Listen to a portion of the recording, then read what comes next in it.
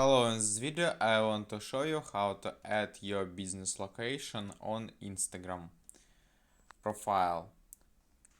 First open the Instagram app and then go to the profile page. And here we have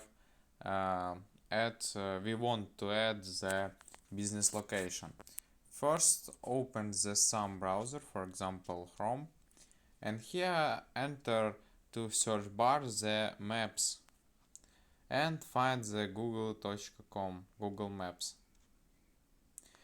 Here we have some location you can find using search bar on the top of the screen your location you need, and for example I choose this, and here just scroll down, scroll right and find the share button, click on the share, wait, and here click on the copy clipboard, and then go to the home screen back and find the Instagram.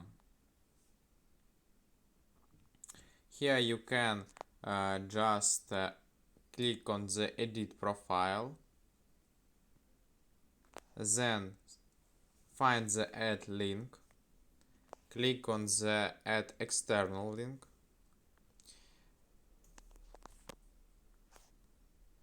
copy here your location, and then click on the title and you can enter some text, for example my location, and then click on the check mark on the top right corner here, wait, and then you go to the click on the back arrow, click on the done, and here we can see here our location.